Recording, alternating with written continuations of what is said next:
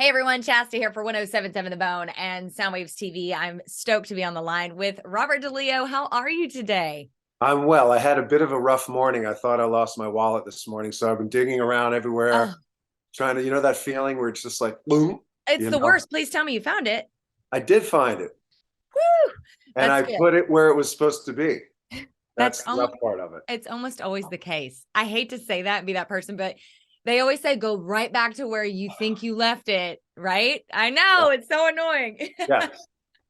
But I'm very glad to talk to you. Of course, everybody knows you from Stone Temple Pilots and several of your other musical endeavors, but you're Thank you. going solo. You're going rogue. I love it. This Yes. is fantastic. Yes. Congratulations. Well, thank you. Thank How you. does it feel that your personal solo baby is out into the world now? Uh, well, it's a very vulnerable record. Yeah, So, it is. yeah, it's scary, but I needed to take that journey. So it's good. Good for you. The writing process, I'm not obviously a songwriter, wish I were. But I always think about that as a songwriter. How does your process go? Are there moments where you go, yeah, nope, that's a bridge too far, not going there, that's not going out in the world, and you either keep it to yourself or do you wad it up and throw it away? How does that work? You know, I think the reason I originally got into music is because there are no rules. So, you know, music comes at you any time of the day, anywhere, and you have to have, this to either record it Yeah. or you have to have an instrument with you or just hum something. It comes in many different forms and many different ways. Hmm. Yeah, Do you do the voice recording on your phone? I do. I'll, Thank God for clouds and backup, because I remember I was talking to Lars and Metallica one time. He and Kirk, write sort of that way, and they lost like a ton of songs, a ton. oh, Yeah. yeah, I've been there. I've done that. I've done that. Yeah. That's worse than losing your wallet, I think. It is. It is. It is. That Yeah. would really suck. Yeah, Yeah. as I was going through this album, it is so beautiful. And it always makes me laugh when an artist comes out with a solo album that's different, quote unquote, than what they expect or what they're used to from that person. I mean, of course, people think of you in one way with Stone Temple Pilots, but this is a completely different thing. And I was talking to a friend about it yesterday. And I said, I would hope that it's a different thing, because if he was going to do something STP-ish, wouldn't he just put it over here and do that for an album? Right. This is clearly so close to your chest. It's Yeah. so haunting at times to listen to this Wow. album in the most beautiful way. Thank How you. did you choose who you wanted to collaborate with in singers?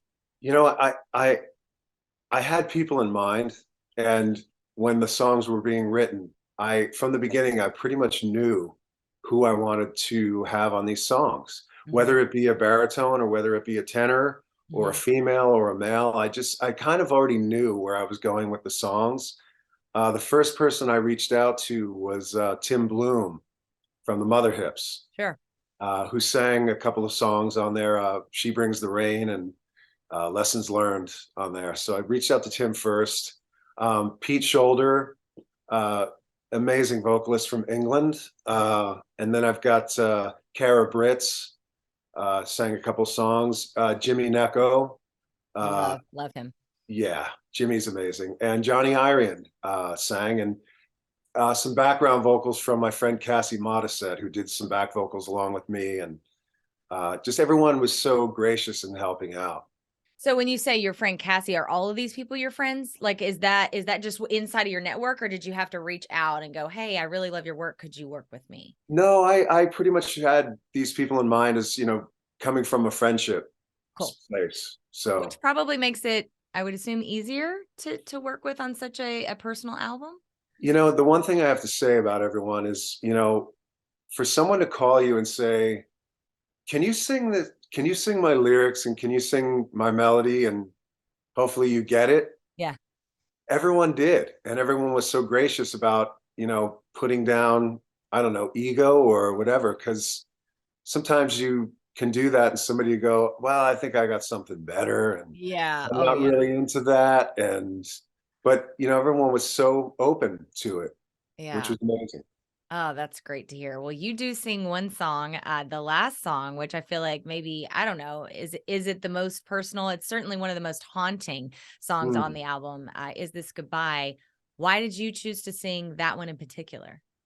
I think I, as well as the people that I had sing on there, I kind of had the placement of the songs already. I knew I wanted to start it out with Big Sky Woman and kind of end it with Is This Goodbye. I think it was a good way to just for me personally as a journey, and to Mm, say this is the end of the record and kind of have my touch on it mm, vocally. I love Um, that. and Dave Egger, who did the string sections, did an amazing job of all the strings and everything. I hope he takes haunting, the word haunting, as a compliment, because it most certainly is. It just, Yeah. you just wear that song all over your body. You know, Oh, the oh, goosies run up. yeah, yeah, yeah. Well, that was the intent. Mission accomplished. Yeah, absolutely. Yeah. I mean, we've talked about the personal touch to this album. It's called Lessons Learned. Um, as an overall arching theme, what lessons do you feel like you learned in this process in writing and recording and putting your heart out there? Uh, you know, uh, I learned how to play guitar again. As if that was a problem. Well, the pandemic came around and there was really nothing to do for everyone in our field of work. Sure, sure. And I had a lot of time to kind of get back into. I've got a collection of some really beautiful acoustic instruments that I was dying to kind of get back in my hands. Yeah. That was the first part of it, but just life in general and choices I've made, and I think it was just that journey that I needed to take and go down that road, so to speak, to make this all kind of make a complete record out of it. You can Yeah. always think about making a record and doing songs, but to try to complete one from start to finish, it's quite a journey. A daunting task. Yes, Yeah, but I would imagine. rewarding. As I was thinking about, the lessons that you learn over a lifetime, you have to really reflect in your choices that you make and whether or not you're a regrets person. Robert, are you a regrets person? Heavily, Are you? heavily. Yeah. Yes. Would you be willing to talk on one of your regrets or how you maybe would have dealt with that situation in a better way? I think all that stuff kind of goes back to childhood, doesn't it? And what you Mm, carry with you, mm. not to get too therapy wise, but That's all right. Lay down on the couch. you kind of you kind of you kind of carry these things with you, and whether it be how you deal with any relationship in your life, and your lack of dealing with, your we're constantly learning as human beings, whether it be about heartbreak or just becoming a better human being. Yeah. That's really what I set out to do with this record, is take this journey of trying to, music is so amazing because musicians get to not go to a therapist or something, but actually be your own therapist Right. Get and it listen. out. Yes, and just get it all out, and then it lives on. It lives on in music. Yeah. I love that you say that it lives on. I've heard you say in interviews before that sometimes music makes you immortal. And I love that because I've always had some real jealousy over musicians and songwriters because long after you're gone and I'm gone and we're all gone, your Right. music will still be here.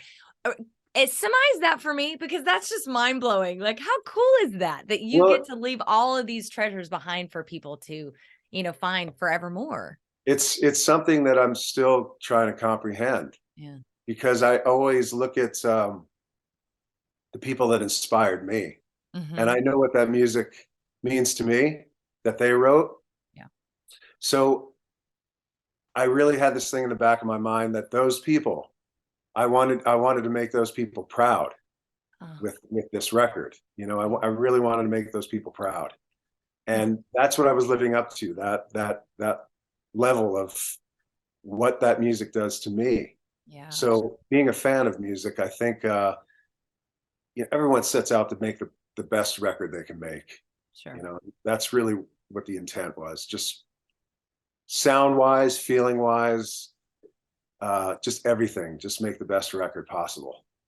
I think what makes the best record, in my consumer opinion, on my side of the fence, is that personal touch, that like putting it all on the line, whether that's in writing or guitar playing or singing. Some of my favorites of all time, my favorite of all time is Janis Joplin.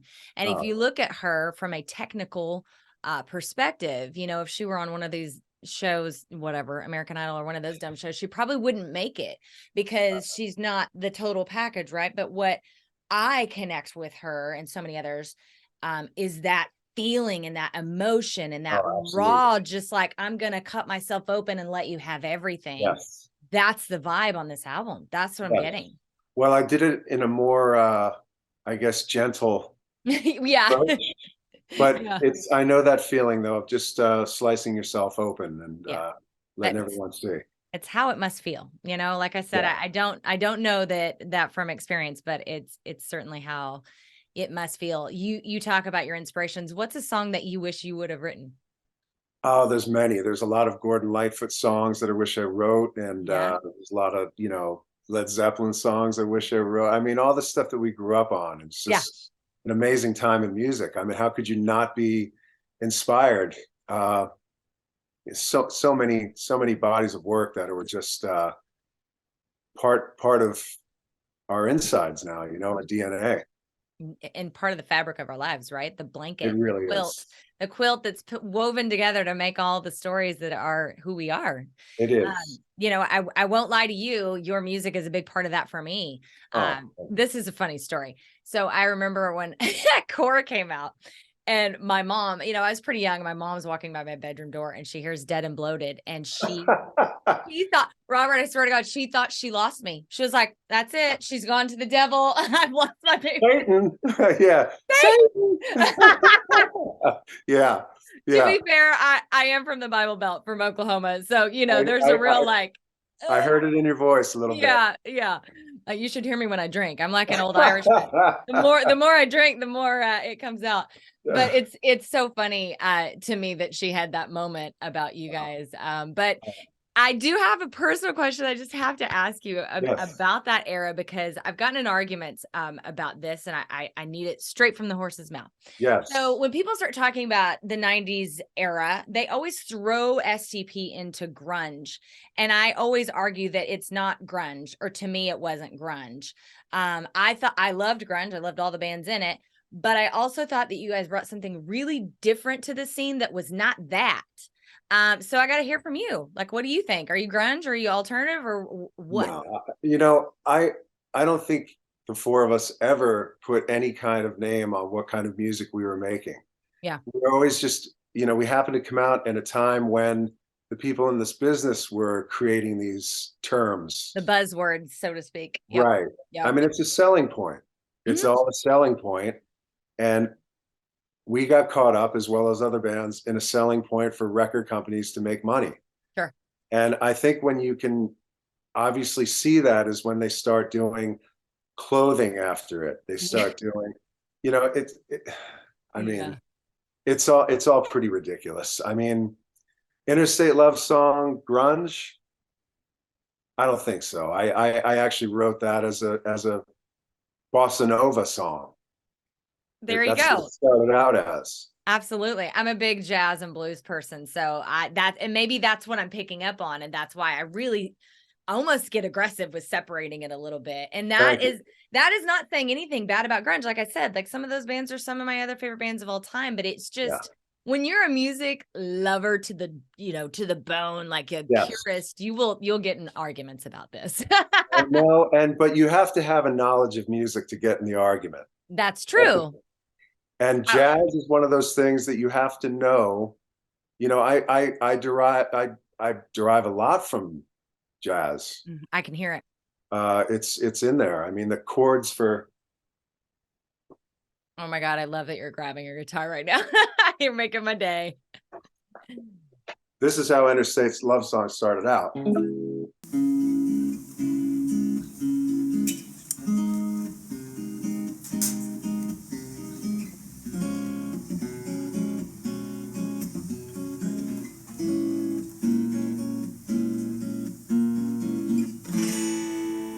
That's how it started out. Dude, and you don't even have to be a music lover or knowledge holder to hear bossa nova in that. Yeah.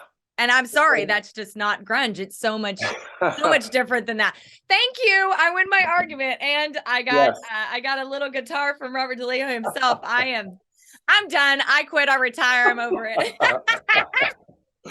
Yeah. So that's I how it love started that. out. That's really cool. Thank you for sharing that with me. Ah, And you're thank welcome. you. Now I'll have Yeah. bragging rights forevermore when I get into this argument. I'll be like, well, I spoke. I'm Yeah. going to be that person, right? All right. Well, I do have one more very important question for you, Yes. Robert. It's my favorite question that I ask all of the musicians that I talk to. And that is, I inspired from the movie Almost Famous. Yes. And the question is, what do you love about music? I think the songwriting accent, the songwriting thing that goes on with, that's the thing with music for me. It always was about writing the best songs possible. Mhm. All the other stuff is kind of goes along with it, and it's all that kind of thing. I have friends that are like, oh man, backstage, it must be crazy back there. It's like, no, we're sitting around.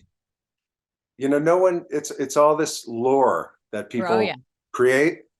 But to me, it was always about writing songs.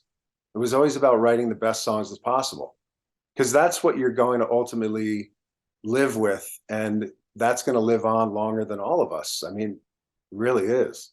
It's your legacy. Yeah. Yeah.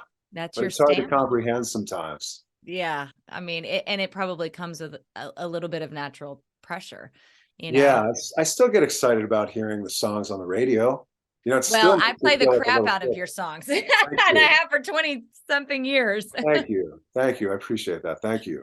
Absolutely. And we play a lot of classic music, and that word is so important to me because that's why it is. It's timeless. If we could call it timeless rock, that actually would be a better term, because it really is. It just goes past all boundaries. Yes. And I think my point is, you do something affiliated with music. I do something affiliated with music, but we have a common thread there that we love music, Mhm, mhm. you know?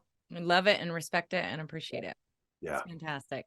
Well, I Yeah. appreciate you giving me time Thank you. today. Time is Thank our you for most having, valuable resource, so I'm always very grateful for it. So thank you. thank you for having me. All Pleasure. right. All right. You take care and let everyone Right. know where I was just gonna say the Lessons Learned album, where I'm a vinyl person personally, so I always push that, but tell them where to get it. Oh, look at it. It's right behind me. I love it. It's fantastic. That tree, by the way, really quick, that tree is gorgeous. You took that, right? I took that picture and it was with an iPhone 6. So the quality of that camera made it look almost like a watercolor. It's like it's like kind of grainy or like a filter almost. Yeah. That is no Photoshop needed. I love No. that. Is that still your phone, by the way? Are you using an old school iPhone? No, that thing was like using a potato. It was like taking pictures with a Hello. potato. Yeah. You've got a cup and a string. Hello? Oh Yeah. my God, you're the best. So yes, go get the vinyl. That's most important. And of course, you can hear it on all the streaming services, all the things. Lessons Learned from Robert DeLeo. Thank you so much. I really appreciate it. Thank you so much. Appreciate it.